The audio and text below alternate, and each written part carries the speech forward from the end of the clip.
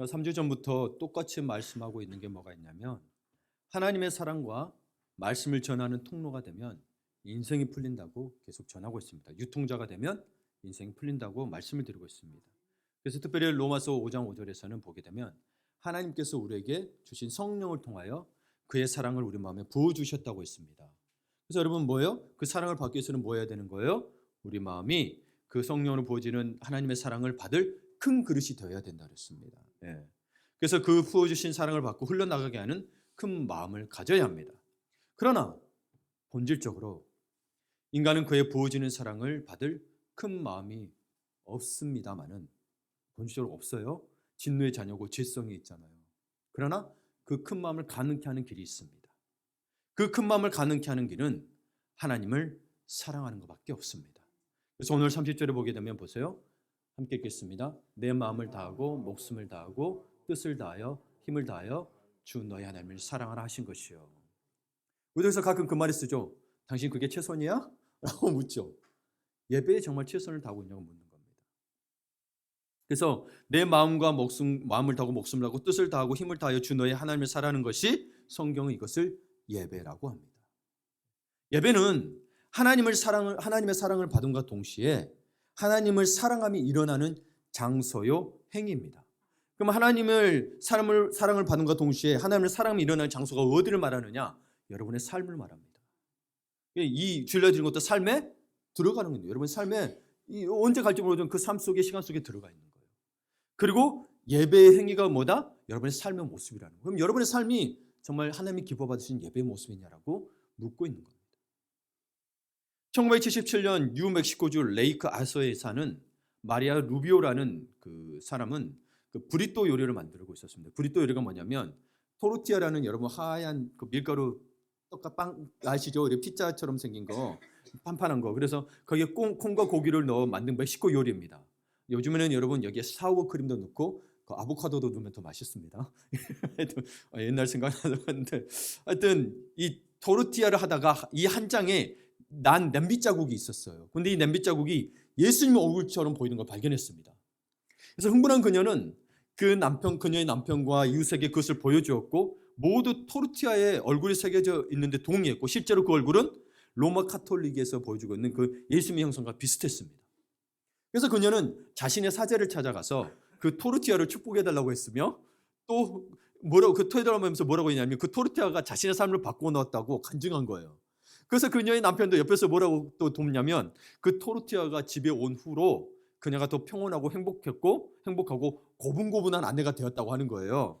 그래서 토르티아를 축복한 적이 없는 사제는 조금 주저하게 했지만 요청한 대로 축복해 주었습니다. 실제로 있었던 이야기예요. 예. 그리고는 루비오 부인은 토르티아를 집으로 가져와서는 앞면이 유리로 된 상자에 넣고 마치 구름에 떠 있는 것처럼 보이기 위해 솜을 깔아 놓았습니다. 예. 그녀의 남편은 그 상자를 놓아둘 특별한 제단을 만들기 위해서 뒤뜰에 있는 작은 창고에 있는 모든 걸 빼고 거기를 신전으로 만들었습니다. 그리고는 방문객을 받았습니다. 몇 달 만에 8,000명이 넘는 사람들이 토르티아 예수님의 신전을 찾았습니다. 그리고는 모두 토르티아에 걸린 자국이 있는 얼굴이 예수님의 얼굴이라고 말했습니다. 2년 동안 35,000명 이상이 그 신전을 방문했다고 합니다.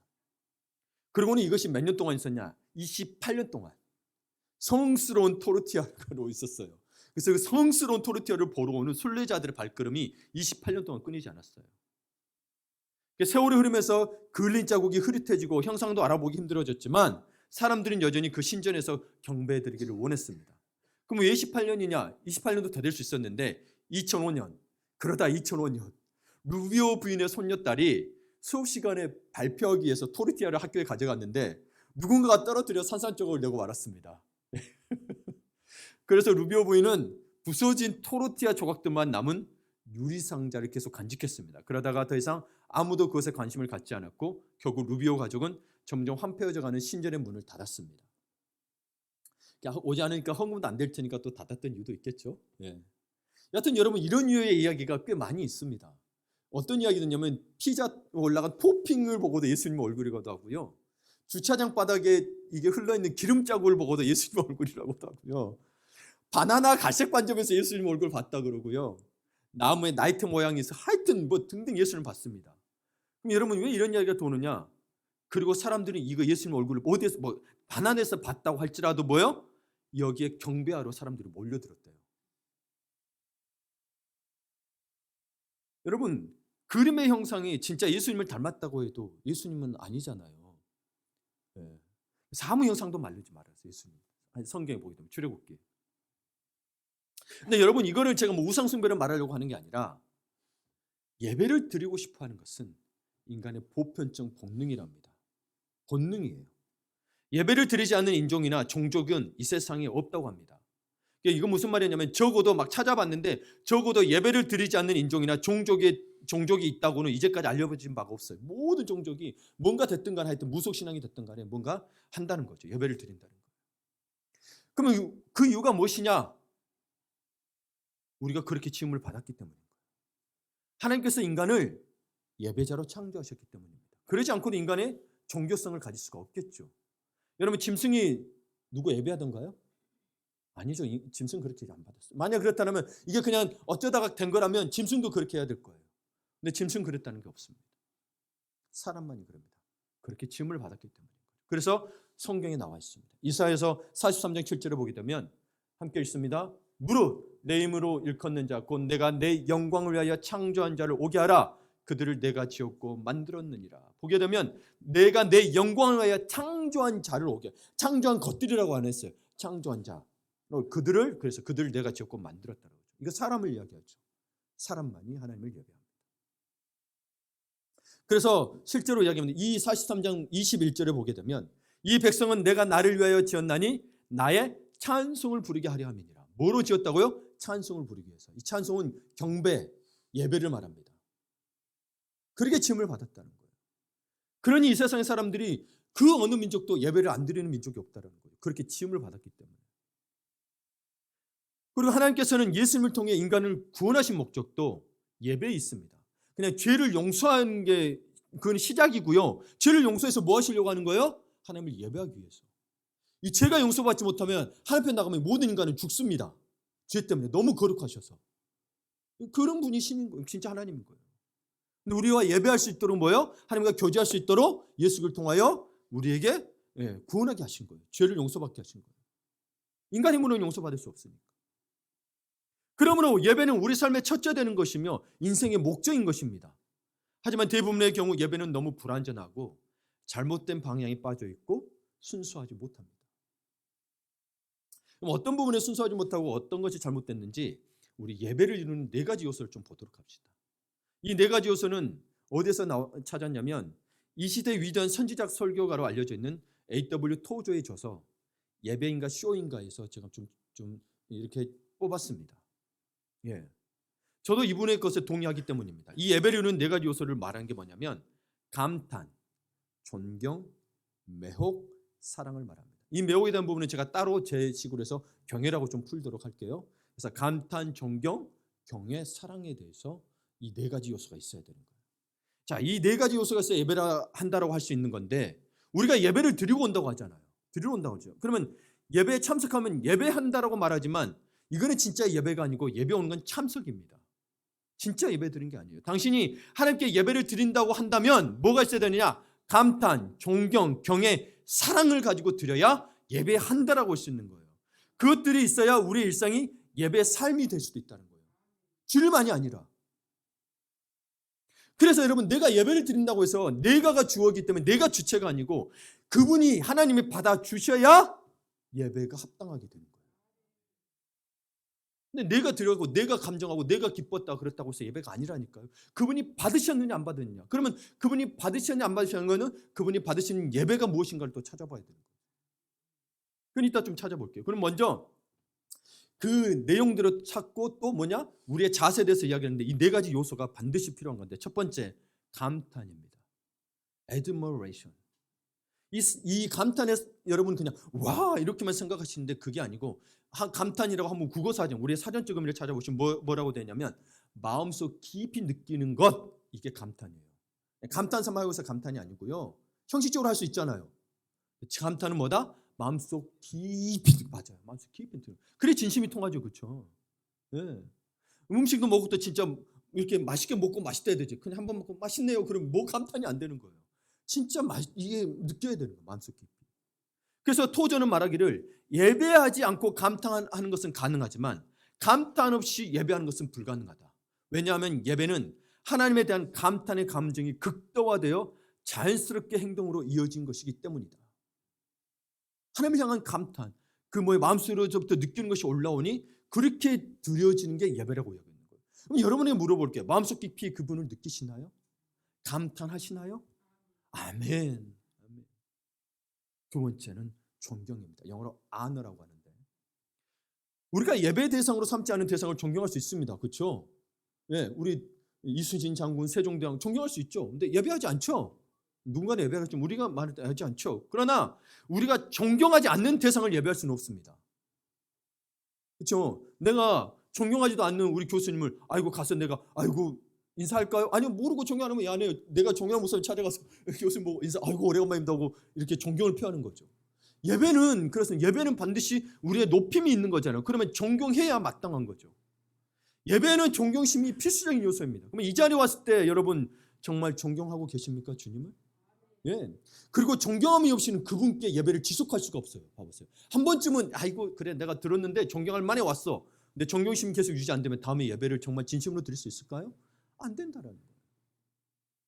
세 번째 요소는 이 A.W. 토저는 패셔네이션이라고 표현한 걸 한국말로 매혹이라고 표현을 했는데 저는 이거를 좀 경외라고 좀 바꿀게요. 경외. 물론 매혹이라는 표현에 있어서 이 하나님이 우리 향한 신비적이고 그런 요소들이 비슷합니다. 그래서 제가 경외라고 저는 좀 해석을 하는데 경외는 뭐냐? 공경하면서 두려워하는 걸 말합니다. 이게 무서움으로서의 두려움이 아니라 이분이 너무 위대한 거예요. 그리고 말로 표현 못한 신비로운 게 있는 거예요. 그러니까 저절로 어떻게 돼요? 내가 이렇게 경배가 되는 거예요. 와, 이분 정말 위대하다. 와, 그런 경험 해보신 적 계십니까? 정말 그 위대함 앞에 무릎 꿇은 적이 계십니까? 그게 예배입니다. 그게 예배인 거예요.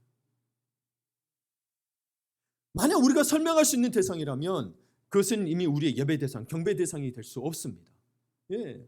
예배하기 위해서는 감탄과 존경만으로는 부족합니다. 거기에는 경외하는 마음을 끌어들이는 신비로움이 있어야 되는 거예요. 예. 그러니까 여러분 봐요, 우리 젊은 고등학생이나 이렇게 젊은 처자들이 아이돌에 대한 부분이 거의 광적으로 될 때가 있죠. 종교적이라고 표현을 합니다. 완전히. 아이돌 지나면 막 웁니다. 막 울고 막 떨고 그런 거예요.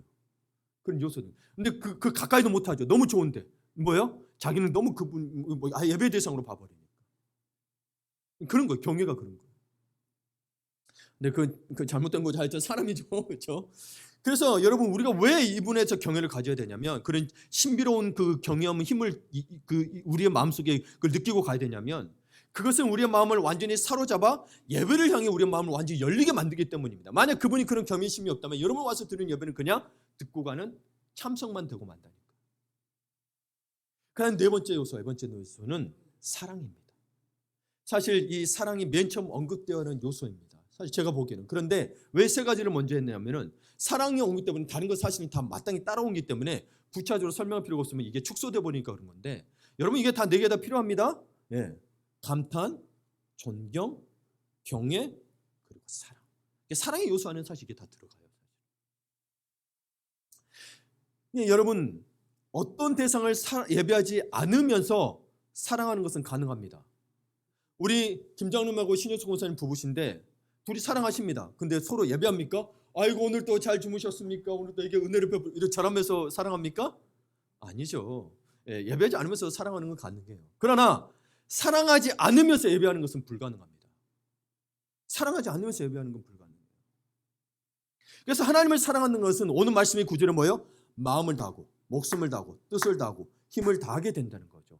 그래서 이 사랑이 곧 영과 진리로 드리는 예배를 가능케 한다는 겁니다. 이 사랑이. 왜냐하면 예배는 우리가 드리는 예배는 사랑하는 대상과 연합을 추구하는 겁니다. 그래서 여러분 여기서 여러 가지 예배도 진행하셔도 되겠지만 만약 하나님과 연합이 없고 사랑하는 대상 연합의 추구가 없으면 이게 예배라고 말하기가 어려운 거예요. 여러분 그냥 봉사한 거예요. 예, 그냥 파견 나가서 그냥 구조활동 오고 한 거 비슷한 거예요. 예배가 아니에요. 그냥 구조활동. 우리의 마음과 우리가 경배하는 하나님 사이의 간격을 메우려는 적극적인 행위가 되어야 하나님이 받으시는 예배가 된다라는 거예요. 그냥 와서 내가 할 일하고 간다. 참석입니다. 예배가 아닙니다. 예배를 드리는 그분이 안 받으세요. 그래서 여러분 이 네 가지 요소를 상징하면서 자신에게 물어봅시다. 나의 예배는 예배인가 쇼인가?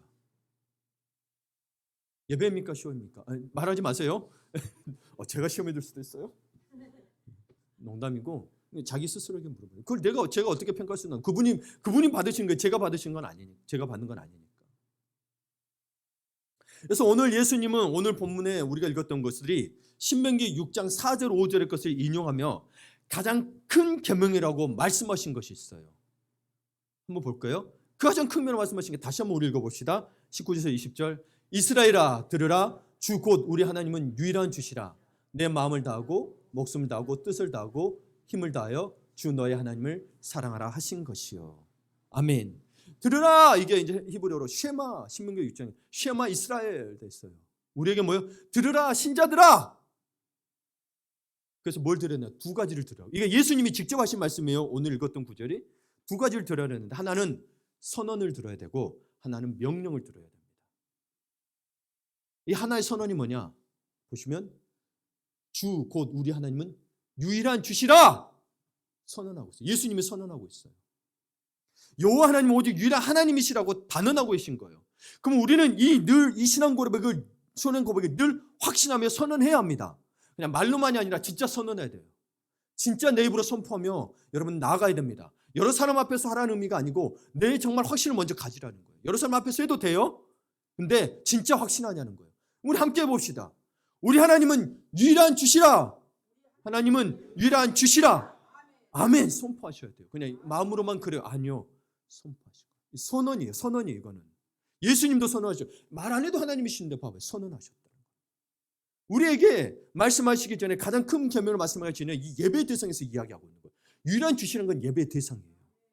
우리 기독교가 가장 큰 공격을 받는 중 하나가 왜 너희만 신이 하나님만 믿어야만 구원받느냐고 이야기하는 거예요. 근데 여러분 우리 이것 빼면 우리가 왜 믿어요? 우리 다른 종교를 무시하는 게 아니에요. 우리 기독교의 핵심이 뭐냐면 유일한 하나님이기 때문에 그런 거예요. 그럼 누가 우리 종교를 무시하고 있어요? 저 사람들은 사실 우리를 무시하고 있죠. 우리 신앙을 고백한 건데. 네. 그래서 늘 저는 거 진짜 하나님이시다. 여러분 생각해보세요. 신이 많으면 도대체 누구를 섬겨야 돼? 이 신은 이렇게 섬기라고 그러고 이 신은 뭘 바치라고 이 신은 뭘 바치라고 어떤 신은 몸까지 바치라고 그러네? 지하고 잠자리까지 하라고 그러고 이게 뭐가 되는 제우스처럼. 이게 무슨 신이란 말입니까? 한 분이신 게 우리가 편하다니까요. 솔직한 말로.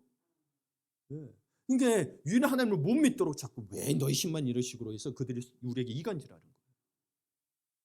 그렇잖아요. 한 명이 편하잖아요. 여러분 남편이 여러 명이 좋겠어요? 남자들은 또 몰라. 부인이 여러 명 좋아할 사람이 있을 줄 몰라? 그러면 안 돼요. 예, 그러면 안 되죠. 여자분들 대체로 얘기합니다. 우리 권사님, 아이고 나중에 재혼하냐고 물으면 무슨 재혼을 한 명만 상관해도 충분합니다. 늘 그래요. 여러분 진짜 한 분 그렇잖아요. 얼마나 힘들겠어요. 그리고 나서 이 선언하고 나서 명령하신 그 다음에 명령인 거예요. 내 마음을 다하고 목숨을 다하고 뜻을 다하고 힘을 다하여 주 너의 하나님을 사랑하라. 이 명령이 예배로의 부르심이에요. 예배는 사랑이 없이 불가능한 거예요. 부부간에도 사랑이 없으면 이 부부라고 말하기 어려운 것 똑같아요. 그렇죠. 부부라 형식적이지만 부부라고 그럼 부부라고 할 수 있어라고 말하게 되는 거죠. 하나님을 예배한다고 하면서 하나님의 사랑이 없다는 거는 그게 무슨 예배냐는 거예요. 그래서 예수님은 그것을 하나님의 모든 계명 중 가장 중요한 것으로 꼽음으로써 예배가 최우선임을 확실히 보여주신 거예요. 그러면 왜 그러냐면 봐보세요. 우리 십계명에 제일 주신 율법에도 십계명이 뭐예요? 하나님 사랑과 이웃 사랑이잖아요. 근데 하나님 사랑이 어떻게 됐어요? 나 외에 다른 것은 섬기지 말고 하나님은 예배라. 이게 사랑이라고 돼 있어요. 봐보세요. 십계명 1, 2계명을 봐보세요. 그걸 하나님 사랑이라고 이야기하고 있는 거예요. 그래서 나는 질투한 하나님인 즉 이렇게 표현이 되는 거예요. 그래서 그렇게 표현되는 거예요. 여러분. 그래서 하나님을 사랑하는 것은 예배예요. 사랑과 예배가 따로가 아니에요. 진짜 하나님을 사랑하면 예배를 사모하게 돼 있다는 거예요. 왜? 사랑하니까. 예배는 하나님과의 만남이라니까요. 내가 사랑하면 그 사람 보고 싶잖아요. 그러니까 새벽에도 전화 안 놓고 하다가 어떨 땐 여러분 전화하다가 그대로 깨기도 하잖아요. 그런 적 없어요? 저도 없습니다만은 전화비가 아까워서 그런 분들 계시더라고요. 예.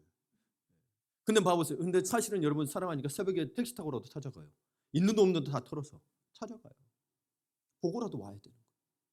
근데 피곤해. 다음날 피곤한데도 뭐예요? 결혼 전에 사랑을 보고 싶으니까 뭐예요? 다음날 피곤한데도 데려다 주겠대. 길이 반대길이어도. 근데 하나님에 대해서는 그 사랑이 있냐는 거예요. 그렇죠? 그래서 우리 여러분에게 말씀드린 오늘 이야기는 어떤 예배, 우리의 첫째 되는 것. 예배 중심이 되는 삶을 회복하셔야 됩니다. 예배가 중심이 되는 삶을 회복하셔야 돼요. 구약 성경에서는 예배가 모든 삶을 포함했습니다. 즉 하나님의 백성들이 지속적으로 몰두해야 하는 일이었던 거예요. 예외가 없습니다. 예외가 없었습니다. 아픈 자든 병든 자든 임신한 자든 늙은 자든 어린 자든 다 예배 중심의 삶이었어요. 우리는 그래서 막 상황에 따라서 예배하는 아닙니다. 예배가 중심이 되어야 됩니다. 그래서 예를 들면 성막은 예배 우선권을 강조하도록 설계되었습니다. 성막이 어디에 있었어요? 가장 중앙에 있었습니다. 그래서 그 옆으로 11지파가 이렇게 11지파가 나눠져 있었는데 성막에 하나님의 불길이나 구름길이 돼서 그게 성막이 이게 되면 레위지파들이 그 여호와 궤를 듭니다. 그러면 모든 지파들이 어디 있던 간에 그 뒤를 따라서 다 갔습니다. 완전 성막 중심의 예배 중심의 삶이었던 거예요. 그 실제로 보면 성경에 보게 되면 레위기서에는 7장에 걸쳐서 성막을 자세히 묘사하고 있습니다. 그런데 창세기에 나오는 그 천지창조는 31절에 불과합니다. 그러면 창세기가 별로 쓸모없다. 그게 아니고 그거 우리는 창세기 천지창조에 대해서는 하나님의 권한인 거고 우리가 알면 됐으나 우리가 그러면 생명을 받고 살아가는 인생에 있어서 뭐가 중요하다? 예배하는 게 중요하다는 걸 이야기하고 있는 거죠. 이렇게 7장까지 하려는 부분이 없습니다. 어떤 특정한 주제에 있어서. 예, 봐보세요. 그만큼 여러분 예배가 중요하고 성막은 오직 예배를 위해 설계되었습니다. 그래서 여러분 이 탁월한 성경 해석가인 존 맥카서는 말하기를 이 성막에 대해서 그곳은 하나님이 자신의 백성을 만나는 장소였습니다. 그곳을 예배 외에 다른 목적으로 사용하는 것은 중대한 신성 모독으로 간주되었습니다. 성막 안에는 앉는 자리가 없었는데요. 이것이 의미하는 바는 이스라엘 백성은 앉거나 보살핌을 받기 위해 그곳에 가지 않았습니다. 또 즐거움을 얻기 위해 가지도 않았습니다. 그들은 하나님을 예배하고 섬기기 위해 성막에 갔습니다. 다른 목적을 위한 모임은 다른 장소를 사용했습니다. 라고 이야기합니다. 그러면 이 성막은 지금의 뭐라면 교회를 말합니다. 성막은 예표고 지금 교회를 말하는데 그러면 이 교회에 대해서 그러면 A.W. 토저는 어떻게 말하고 있느냐? 우리 마음을 안정시키고 달래기 위해 교회에 간다는 사람들의 말에 나는 동의할 수 없다. 예배 드릴 때 우리 마음이 안정되고 평안을 얻는 것은 사실이지만 그것이 교회 출석의 1차적인 목적이 아니다. 그 목적은 예배를 드리는 것이다. 왜냐하면 예배는 본래 하나님께 혹한 것이기 때문이다. 저도 누차례 얘기했죠. 여러분 위로가 있고 있지만 예배는 우리가 위로받기 온 게 아니에요. 내가 주체가 아니라니까요. 하나님을 만나면 그냥 위로가 되는 거예요. 하나님을 진짜 만나면. 하나님을 진짜 만나면 평안이 되는 거고 모든 게 해결이 되는 거예요. 그래서 우리 예배 실패하면 인생에 실패한다고 하는 거예요. 네. 세상에서 잘 먹고 잘 사는 거 안 해도 드릴 수 있는데 그게 성공이라고 말하지 않아요. 나중에 다 드러납니다. 우리의 예배는 하나님을 향하고 같이 그 나라를 세워가고 영원한 생명을 꿈꾸기 때문입니다. 그님 부디 놓치지 마시기 바랍니다. 예배의 삶을 놓치지 마시기 바랍니다. 다시 한번 이스라엘 진영 배치를 한번 떠올려 봅니다. 성막은 진영 중심에 있었습니다. 이 배치는 예배가 다른 모든 활동의 중심이 되었음을 시사합니다. 이스라엘의 모든 정치적, 사회적, 종교적 활동은 하나님이 주신 율법 곧 말씀을 중심으로 돌아갔으며 이 모든 것이 예배 행위였습니다. 그렇다면 여러분 우리는 교회의 삶과 일상의 삶이 분리돼야 돼요? 말아야 돼요? 분리되면 안 되는 거예요. 이 성막을 통해서 우리의 삶을 보여주고 있는 거예요. 여러분의 모든 가정의 일들, 직장의 일들, 여러분의 자녀 교육의 문제도 모든 다 뭐다? 하나님의 말씀을 중심으로 돌아가라고 이야기하고 있는 거예요. 근데 교회에서 예배만 드리고 그러면 이 A.W.는 어떻게 이야기하면 예배인가 쇼인가 책에서 뭐 얘기하냐면 주일날 예배 드렸어. 근데 월요일에도 예배가 없다면 당신은 주일의 예배도 실패한 거라고 이야기합니다. 그럼 교회 와서 예배 드리는 의미가 아니고 정말 하나님을 찾고 사랑하고 삶을 살고 있냐고 묻고 있는 거예요. 그래서 여러분 기도와 말씀을 하라고 하는 거예요. 주일날만 예배 드리고 여러분이 만족했다고 해서 그게 진짜 예배가 아닙니다. 예배 받으시는 분이 예배라고 해야 예배인 거예요. 그래서 이게 진짜 예배인지 아닌지는 몰라요, 여러분. 내 감정이 만족된다고 해서 예배가 아닙니다. 내가 때로는 너무 슬프고 힘들었을지라도 여전히 나는 고통스러울지라도 하나님이 받으신 예배가 있습니다. 그럼 일상에서도 계속 예배를 우리가 살아오게 되는데 그러면서 여러분 일상이 회복되는 역사를 경험하게 됩니다. 실제로 저는 예배를 통해서 많은 부분이 치료되었습니다. 병원에 가도 없는데 막 위가 아프고 혹은 너무 머리가 아플 정도가 아프든 교회 못 가겠어. 근데도 가요. 기어서 가요. 그래서 누워서 예배드려요. 네. 그러면 예배 끝나고 나면 회복돼 있어요. 간절히 더 기도했습니다. 제가 한 7년에서 8년 동안 만성 피부염이 있었어요. 그래서 못 고친다 그랬고 약 먹기도 피부염 먹기 힘들어가지고 너무 힘들었어요. 군대에서 이것 때문에 군대 훈련소 갔다가 이 피부가 완전히 녹아가지고 들어가니까 그 화생방 훈련 받고 더 심해져가지고 저보고 퇴소하라고 그랬어요. 훈련 받는 게 아까워서도 그렇지 제가 퇴소할 수 없어서 기도하겠습니다. 막 조교한테 이야기해서 군 생활 동안도 계속 그 약 바르며 살았습니다. 진물이 질질 나와서 겨울은 옷이 다 들어붙습니다. 계속 기도했습니다. 거기서도 예배 포기 안 했습니다. 섬에 가서 교회도 없는데 예배 포기 안 했습니다. 제가 때로는 군대에서 좀 여러분 담배도 하고 술도 좀 했습니다. 근데 주일날 예배는 포기 안 했습니다. 늘 한편 죄송했어요. 근데 젊은 마음에 좀 그랬어요. 예배 포기 안 했습니다. 어느새 계속 기도하고 했더니 피부병도 나왔습니다. 여러분 예배를 사모하는 그 삶이 이게 단순히 주일날만 가서 듣는 걸 얘기하는 거, 늘 하나님을 사모하고 하나님을 바라보시게 되면 어느새 회복이 돼 있다는 거. 근데 걱정 근심이 하나님보다 더 커버려. 그러면 회복이 안 된다니까요. 왜냐면 걱정심이 나를 지배하거든. 여러분 나도 걱정 근심 많으면 나았어도 아파요. 왜? 계속 아파요. 믿음은 먼저 보이지 않는 것들이 실상이라고 했잖아요. 믿음으로 나을 걸 치워야죠. 그게 믿음인 거예요. 직장을 구해. 우선 될 걸로 기도해. 거기 안 되면 다른 또 하면 돼요. 하나님 해주실 거기 때문에. 내 상황을 아시니까. 그러나 나는 여전히 하나님을 예배하는 마음으로 늘 나가야 되는 거예요. 중요합니다. 정말 중요합니다. 네. 문제를 해결해야 하는 기도가 아니라 하나님을 만나기 위한 기도가 돼야 문제가 뭐가 해결될지를 보이게 되는 거예요. 안 그러면 문제 해결을 기도하게 되면 늘 우리의 방법을 추구합니다. 근데 하나님은 너 예배부터 회복해. 근데 절대 안 들립니다. 절대 안 들립니다. 왜? 이거부터 해결해야 돼요. 그러나 여러분 성경이 우리에게 명령하는 모든 것의 중심에는 예배가 있습니다. 이 말인즉슨 당신이 참된 예배자가 아니라면 이거 제 말이 아니고요. 존 맥카서 목사님 이야기예요. 당신이 참된 예배자가 아니라면 당신의 삶 속에 있는 다른 모든 것들도 영적으로 조화를 이루지 못할 거라는 거예요. 그럼 나는 교회 가면 좀 괜찮은데 일상에서는 이게 맨 혼란스럽고 뭐가 안 되는 것 같고 힘들죠. 예배가 온전히 안 돼서 그런 거예요. 그래서 반대로 말하면 참된 예배를 올바로 이해하는 것만큼 당신의 영적 성장과 성숙을 가속시킨 것이 없다라고 말합니다. 그럼 나는 난 왜 이렇게 안 될까? 왜 성숙 못할까? 그럼 뭐가 문제 있었던 거예요? 하나님과 관계 문제 있었다는 거죠. 그게 곧 예배라는 걸 이야기하고 정말 하나님을 사랑하냐는 거예요.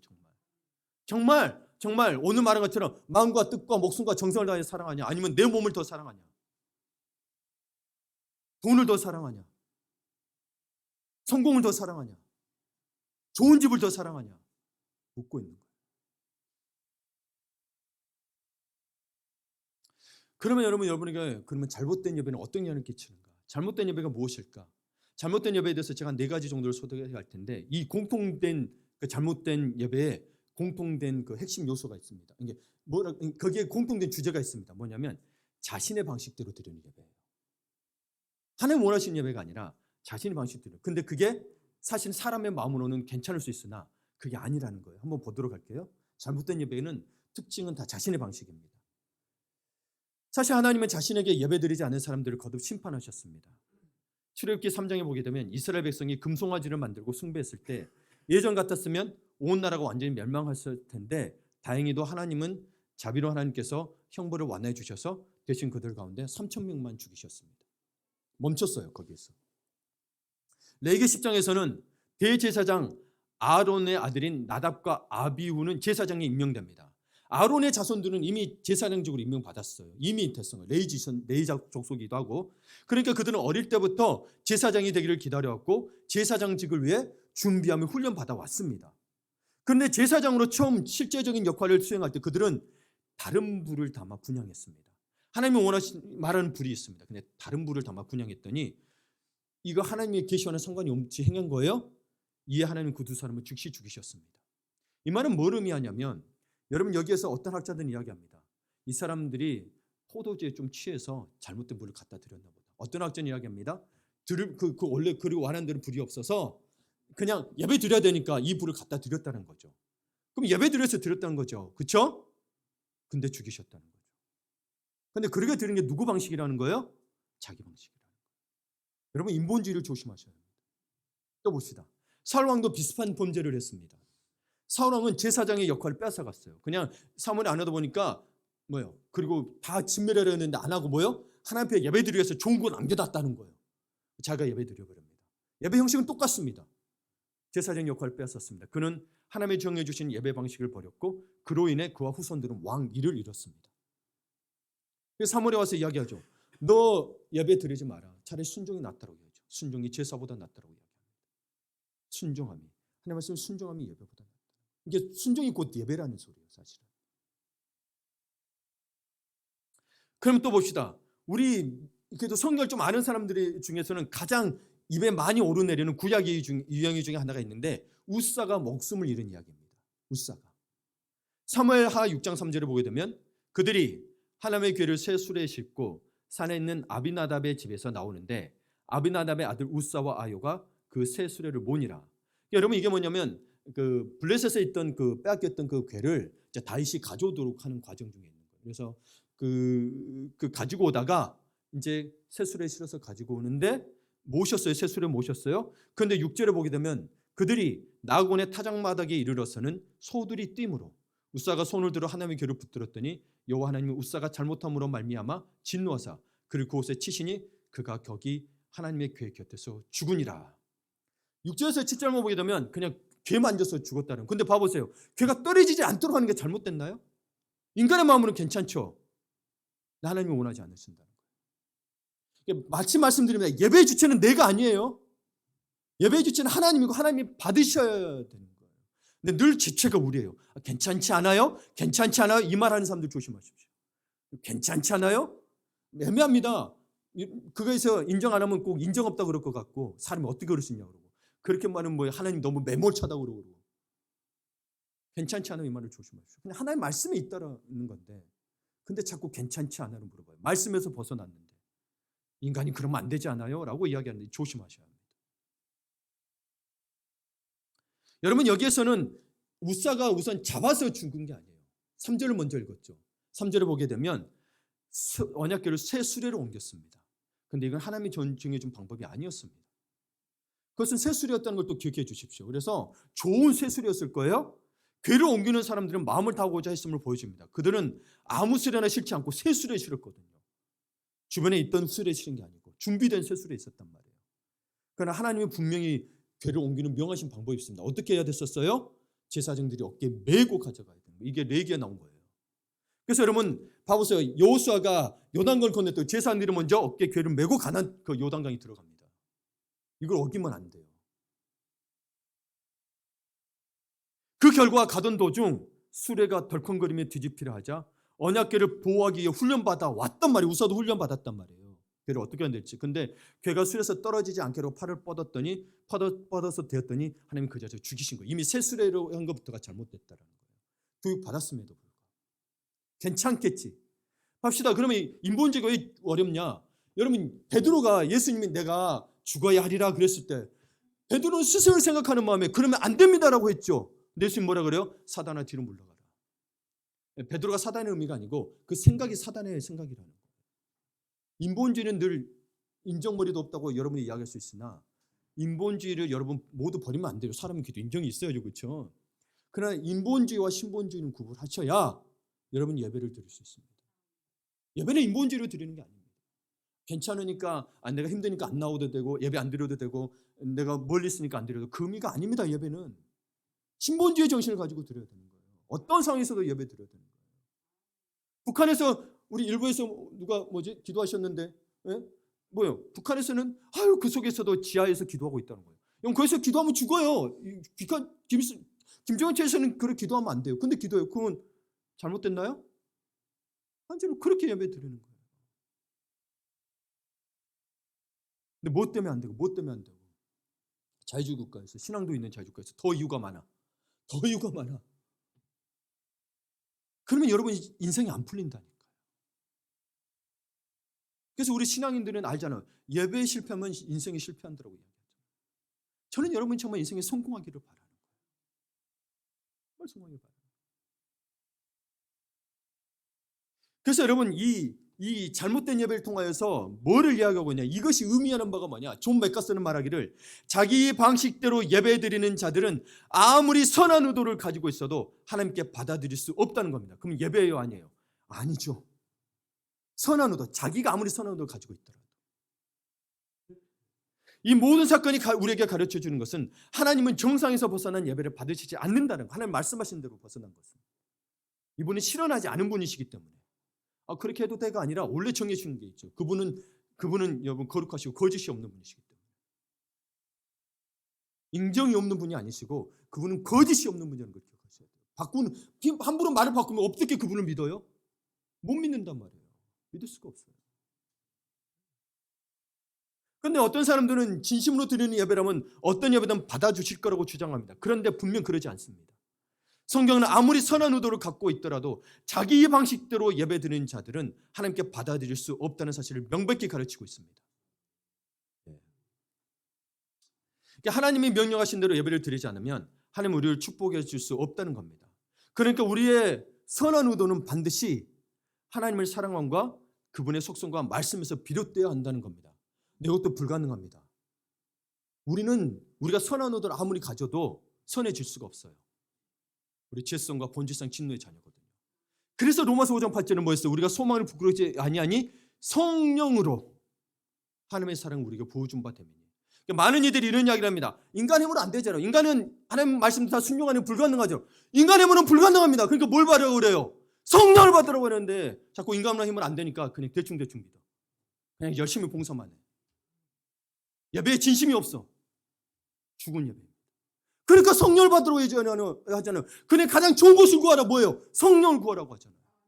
로마서 5장 8절에서 그래 성령으로 말미암아 우리가 하나님의 받음을 받을 수 있는 자격이 안 되지만 성령으로 말미암아 하나님의 사랑을 부은다 그러는 거예요. 안 되는 거 보지 마시고 안 되니까 성령을 찾으라고요. 성령을 구하라고요. 그러면 성령께서 하실 거예요. 성령이 누구예요? 하나님이신데. 불가능한 게 뭐가 있어요? 그분이 하시는데. 우리는 부족하더라도 그분이 하시는 거기 때문에 완전해집니다. 우리는 완전하지 못하죠. 아무리 잘해도. 우리의 선한 의도 가질 수가 없어요. 그래서 성령으로 말미암아서 나와야만이 선한 의도가 되는 거예요. 그래서 성령 주시겠다고 하셨고 실제로 성령을 주셨잖아요. 근데 인간이 불가능하니까 이렇게 살 수 없으니 자꾸 안 된다고 합니다. 그거는 성경에 자기가 만든 성경을 보는 거잖아요. 근데 하나님의 성경은 그렇게 안 돼 있단 말이에요. 그래서 성령을 받으라고 돼 있는데 그런 거는 안 보고 자꾸 자기 생각에 매여가지고 그건 예배가 아니라는 거예요.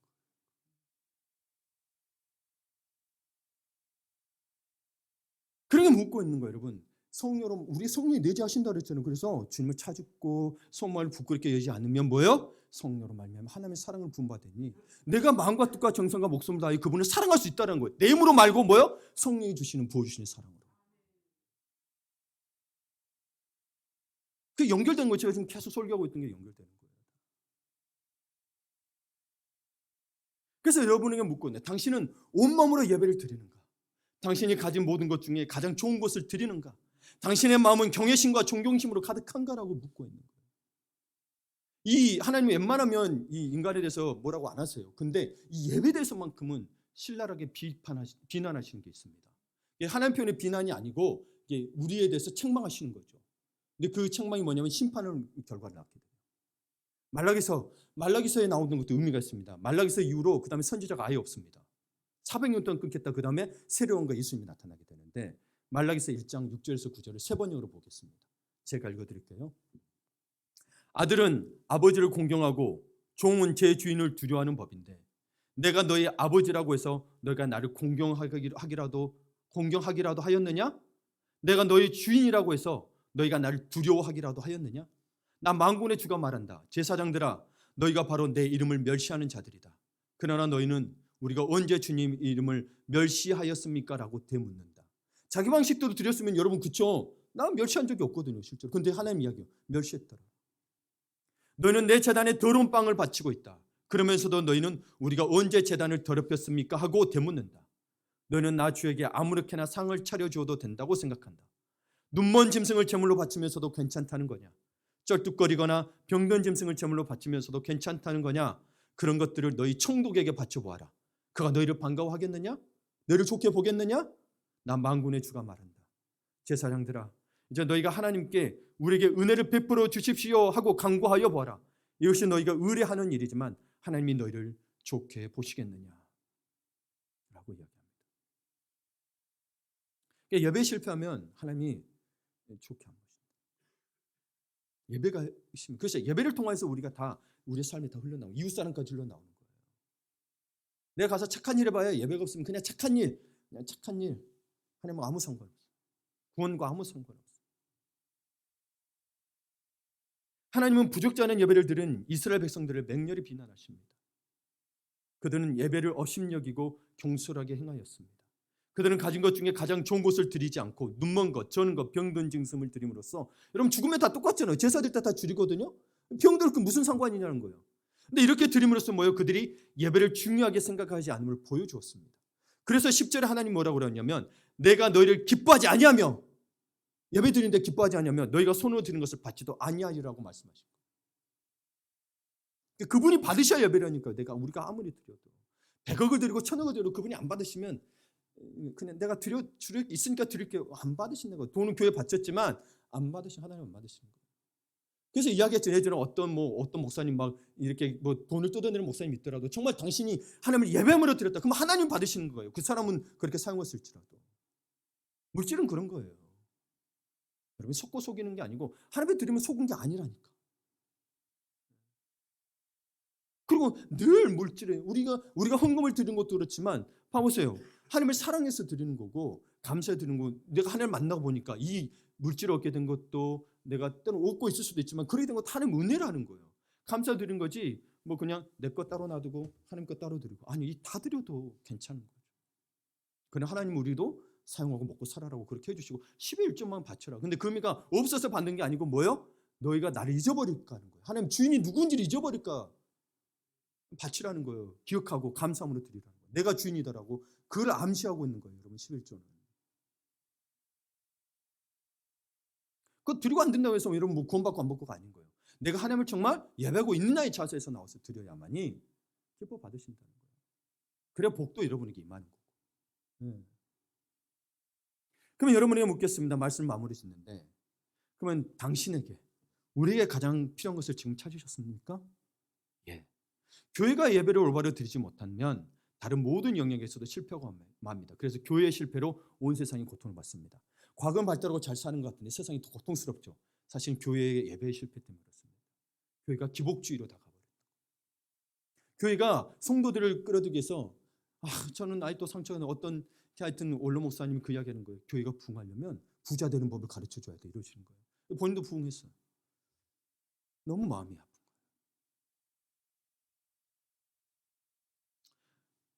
근데 이 AW 토저 예배냐 쇼냐만 봐도 여러분 그 이야기예요.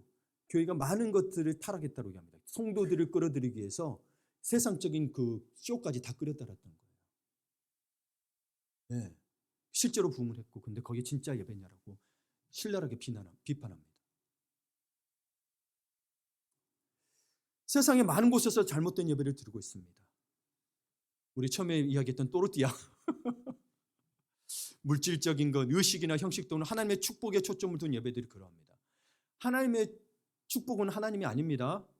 하나님의 축복 주신 거 감사히 받으시되 그 축복을 가지고 예배하면 안 됩니다. 예. 조심하시고, 특별히 또 조심해야 겠습니다. 특히 예배를 준비하고 진행한 사람들, 앞에서 설교하는 인도하는 사회자, 찬양하는 분들, 여러분 그거 한다고 해서 예배한다고 생각하지 마시고 오히려 사람의 시선이 있기 때문에 철저히 하나님부터 낮아지지 않으면 이걸 충성되게 하지 못할 뿐더러 그냥 흐지부지하고 맙니다. 그냥 왔다 갔다 하게 됩니다. 예배 하나님 받으시지 않습니다. 그리고 또 뭐냐면 사람을 만족시키기 위해서 자신만의 예배를 드릴 수 있습니다. 왜냐하면 그래야 더 많이 오니까. 그래서 사람 만족시키기 위해서 그들이 듣기 좋은 말들 하는 거죠. 꼭 유머가 있어야 된다고. 예수님 말씀에 비유들이 유머는 있으나 좀 날카로운 것도 많죠. 그리고 바울은 보면 유머 있는 말 별로 안 했어요. 되게 어려운 말만 했어요. 각자의 특성이 있는 거예요.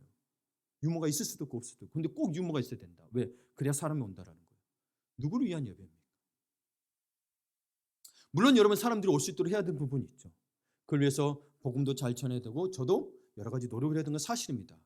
그러나 여러분이 오는 사람 입장에서 저는 말씀드린 거예요. 예배는 하나님을 바라보고 와야 돼요. 예. 그래서 여러분 잘못된 태도나 건성으로 예배 드리지 말아야 합니다. 하나님 그런 예배를 받지 않으실 겁니다.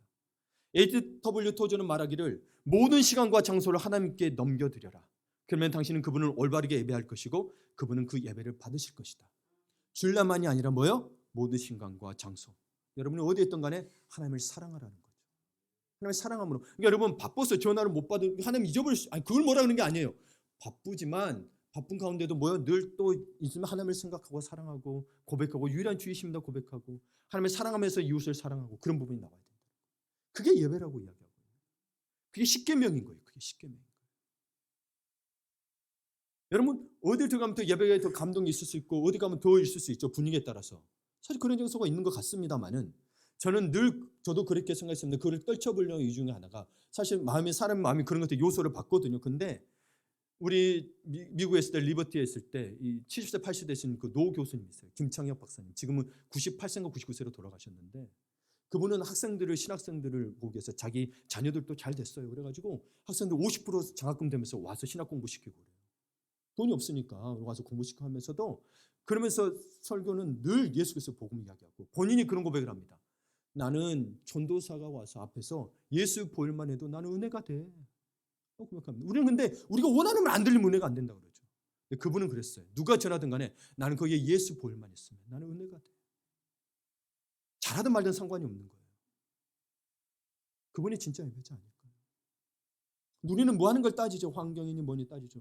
그러니까 여러분 교회를 정할 때도 진리가 있느냐 없느냐 그걸 가지고 정해야 되지 뭐가 프로그램이 있느냐 뭐 얘들 할 거 있느냐 그러면 여러분 그 프로그램과 그런 구원과 상관이 없다니까요. 물론 더 좋을 수는 있어요. 여러분 좋은 혜택은 받을 수 있으나 거기에서도 구원 받는다고 말할 수 있을까요? 오히려 여러분이 구원을 받고 깨달을 수 있는 곳은 더 여러분이 형편이 어렵고 내가 거기서 또 뭐 시련을 겪고 고난을 겪었더니 더 성숙하잖아요. 그 과정이 다 필요하죠. 광야 시간이 필요하다는 거예요. 근데 큰 교회 그냥 가시는 분들은 광야를 다 포기하고 갑니다. 그냥 내가 편하게 하나님 받으시냐는 거예요. 하나님이 철저히 이스라엘 민족이 광야에 뒀던 건 뭐예요? 하나님만 바라봐라고 했던 거예요. 그러면서 하나님이 다 신경이 옷과 신발이 헤어지지 않았다고 돼 있어요. 신기합니다. 하나님은 그렇게 인도하실 겁니다. 내가 필요한 게 없어서 여러분 늘 부족하다 그런 거지. 하나님 우리의 사실 필요를 다 채워주시거든요. 하나님은 우리의 욕심을 채워주시는 분이 아닙니다. 우리를 사랑하시면 우리의 필요를 채워주시는 분이지 우리의 욕심을 채워주는 분이 아니세요. 그러니 이런 예배를 가능케 하는 삶은 뭐예요? 하나님을 사랑하는 삶인 거예요. 성령으로 말미암아 이미 하나님의 사랑이 우리 마음도 부음받았대요. 그걸 믿으시면 사랑할 수 있는 거죠. 우리 힘으로는 안 되는 거에 맞는데 뭐예요? 성령 하나님이 우리에게 부음받았다고 하니까.